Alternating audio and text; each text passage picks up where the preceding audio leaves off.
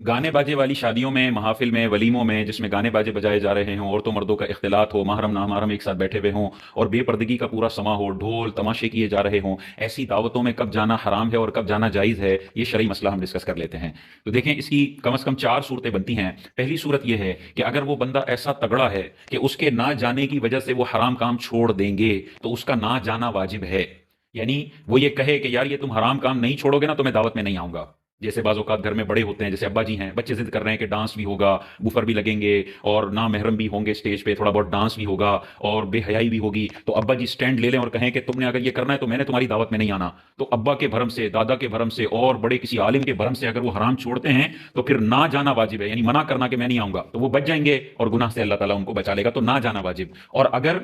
वो ऐसी तगड़ी शख्सियत है कि उनके जाने से लोग गाने, म्यूजिक, बेपर्दगियां बंद कर देंगे और उसके लिए कोई बड़ा हर्ज और तकलीफ वाला मामला ना हो, तो अब जाना वाजिब होता है कि यार इसकी ये ऐसी कदावर शख्सियत है कि ये अगर दावत में जाएंगी तो महफिल वाले को खुद ब खुद स्पीकर बंद करने पड़ेंगे, औरतों मर्दों का इख्तिलात खत्म करना पड़ेगा, जो बेहयाई हो रही है वो खत्म करनी पड़ेगी। ऐसी कदावर शख्सियत है तो फिर उनको जाना वाजिब है। अगर उनको जाने में बहुत बड़ी कोई दुश्वारी नहीं हो रही तो फिर जाएं, ताकि उनके जाने से ये हराम काम बंद हो। तो ना जाने की धमकी देने से हराम काम बंद होने तो ना जाना वाजिब, और जाने से हराम काम बंद हो रहे हैं तो जाना वाजिब। और अगर आप ऐसे रिश्तेदार हैं जिनका जाना ना जाना कोई फर्क नहीं पड़ता, आप उनको कहें मैं नहीं आऊंगा तो हराम काम छोड़ोगे नहीं, वो कहें ना आओ हमारी भला से, और आप कहें कि मैं आया हूं तो अब बंद कर दो, तो भी वो बंद ना करें, तो ये जाना ना जाना इनका कोई फर्क नहीं पड़ता। जैसे आम दावत में लोग जाते हैं, कोई भी आपकी वजह से स्पीकर बंद नहीं करेगा, कोई भी आपकी वजह से औरतों और मर्दों की सेपरेशन नहीं करेगा, कोई भी जो डांस डोल ढमक्का और बेपर्दगी हो रही है और इस निकाह की सुन्नत के अंदर इतनी खुराफात डाली जा रही हैं, कोई भी उनको नहीं छोड़ेगा। आप ऐसे मेहमान हैं तो फिर आपकी दो सूरतें बनती हैं। पहली सूरत यह है कि जहां आप कुर्सी लगाकर बैठे हुए हैं वहां ये ममनुआत शरइया नहीं हो रहे, बल्कि कुछ फासले पर हो रहे हैं। वो स्टेज के पास बेपर्दगी हो रही है, वहां ढोल बज रहा है, म्यूजिक वहां चल रहा है, वहां लोग डांस कर रहे हैं, वहां सारी गलाजतें वहां हो रही हैं, और आप दूर किसी जगह पे बैठे हुए हॉल में और इन मुनकिरात शरइया का असर आप तक नहीं पहुंच रहा है, उस जगह पर यह बेपर्दगी नहीं हो रही है, तो फिर आपके लिए वहां पर जाना जायज है, क्योंकि इस हॉल के किसी कोने पर तो हो रहा है, लेकिन जहां आप खड़े हुए हैं, बैठे हुए हैं, वहां पर यह मामला नहीं है। जैसे बहुत सारी दावतें होती हैं जिसमें हर टेबल भी को होता है, यानी औरतों मर्दों का एक तो इख्तिलाफ ये है ना कि दरमियान में कोई पार्टीशन नहीं है,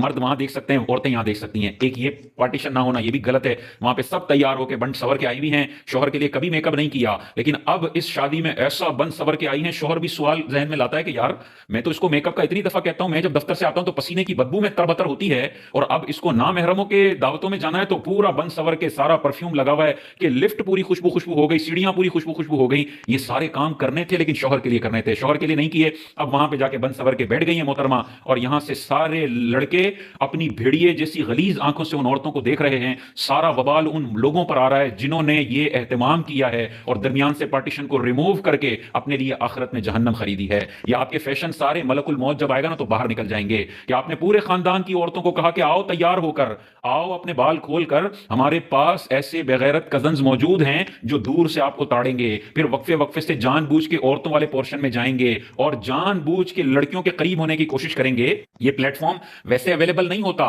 लेकिन ए रिश्तेदारों मैं आपको ये प्लेटफॉर्म देता हूं कि आओ हमारी शादी में। हर लड़के की जबरदस्त लड़की से सेटिंग करवाने का पूरा इंतजाम हमने किया हुआ है। खुदा का खौफ करना चाहिए, डूब मरना चाहिए कि यार मेरी बहन को कोई इस तरह देखे, मेरी कजन को इस तरह कोई देखे, ये मुनासिब नहीं है। हाँ, औरतें औरतों में मेकअप करके घूमे, बाहर से बुर्का पहन के आई और अंदर औरतों में जाकर उसने जो है वो बुर्का उतार दिया, चारों तरफ औरतें ही हैं, तो कोई मसला नहीं है, ज़ेबो ज़ीनत वो कर सकती है, शौहर के लिए भी कर सकती है, और औरतें हों और वहां कोई फितने का अंदेशा ना हो तो किया जा सकता है। लेकिन पार्टीशन रिमूव किया तो ये हुर्मत, ये गुनाह इन बंदों पर भी आएगा। तो एक तो ये वाली हुर्मत है, और दूसरा ये है कि टेबलों पर भी साथ बैठे होते हैं, तो ये तो अब हर जगह पर ये मामला हो रहा है। तो ऐसी दावत में अगर चले गए हैं तो अब वहां से दूर जाना, उस दावत को छोड़ के घरों की तरफ जाना ये लाजिम होगा। ऐसी जगह पे शिरकत करना मना है जहां आप बैठे हुए वहीं नाजायज काम हो रहा हो।